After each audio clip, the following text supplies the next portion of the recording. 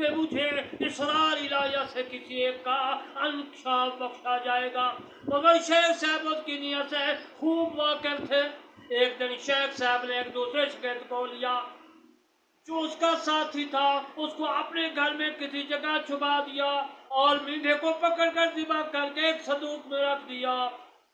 یا اس اصلا میں وہی امانت کا مدعی تلمیذ آ گیا، استاد صاحب کو دیکھا کہ وہ خون آلودہ ہے اور صندوق بھی سامنے پڑا ہے، چھری بھی ساتھ ہے، چھری ہاتھ میں ہے۔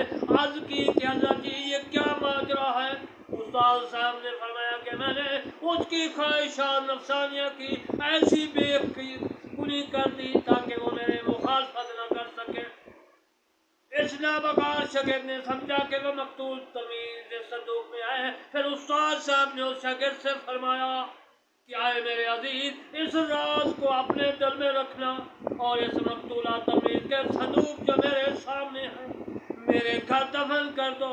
اس عمل سے اصل میں نابکار شاگرد کی آزمائش کرنا مقصود تھا، اور بعد ازاؤت نے اتنے میں اس گم شدہ تلمیذ کا باپ جو اپنے بیٹے کی تلاش میں تھا، وہی نابکار شہر، اس کے باپ سے کہنے لگا تیرے بیٹے کو ہمارے استاد نے قتل کر کے اپنے گھر میں دفن کر دیا ہے۔ شدہ یعنی آہستہ آہستہ بات سلطان زمان تک پہنچی۔ بادشاہ نے سن کر توقف فرمایا کیونکہ اس بزرگی سے وہ خوب واقف تھا، مگر تاہم شیخ خدمت میں قاضی اور دیگر فقہا بھیج کر تفصیل شروع کر دی۔ اس واقعہ سے تلمیذ نابکار بڑا خوش ہوا اور استاد صاحب کو خوب گالیاں دی اور گواہوں کو ساتھ لے کر آئے تاکہ مذبوح لڑکے کو بچشم خود دیکھ سکے۔ چنانچہ جب صندوق کھولا گیا تو ذبح شدہ میڈھا اس میں پایا اور اس گھر سے وہ لڑکا صحیح سلامت باہر نکل آیا۔ جیسے اس کا شاگرد کو خوب سخت شرمندگی ہوئی اور شرمندی اٹھانا پڑی، مگر اب ندامت سے کیا فائدہ۔ روح البیان میں عزیزان محترم یہ قصہ لکھا ہے، آپ نے روح البیان والے نے قذافی الرسالۃ المعصوم بالحکم والمربوط فیما یلزم اہل طریق اللہ من شروط میں لکھا ہے، یعنی آپ نے وہاں سے اس جو کتاب میں نے نام لیا اسے آپ نے روح البیان تفسیر میں لکھا ہے، اور میں نے روح البیان سے یہ قصہ آپ کی خدمت میں یاد کیا ہے۔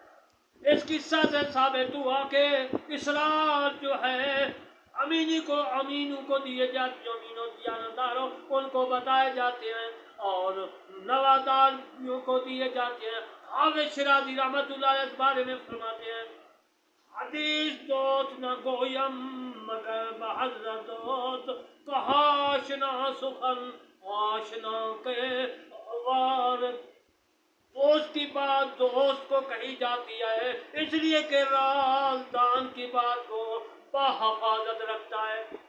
کوٹ مٹھن کی سرکار فرید الدین رحمت اللہ علیہ فرماتے ہیں کہ کو حال سناما دلدا کوئی محرم راز نہ ملدا۔ میں اپنا شعر لکھا ہے، میں عرض کرتا ہوں دل دے راز یارہ کو سنی دینا، دل دے راز یارہ کو سنی دن، کرمانی خالی حال عیارہ کو سنی دن۔ منافق دی یاری ایویں جیویں بلے تنور، کرمانی دھوپ لگے تے سیک دیندا، دکھ ملے تے دیندا رنجور۔ عزیزان محترم، آج میں نے وَمِن النَّاسِ مَن يَقُولُ آمَنَّا بِاللَّهِ وَبِالْيَوْمِ الْآخِرِ وَمَا هُم بِمُؤْمِنِينَ کی تفسیر آج کی، اور انشاءاللہ زندگی نے جو ہے وقت دیا یخادعون اللہ والذین آمنوا وما یخدعون الا انفسهم وما یشعرون، آیات 9 کی ہیں، انشاءاللہ آئندہ تفسیر کروں گا۔ یہ میں نے اپنی تفسیر کرمانی جو لکھ رہا ہوں اس سے میں آپ کو تقریر واضح سمجھا رہا ہوں۔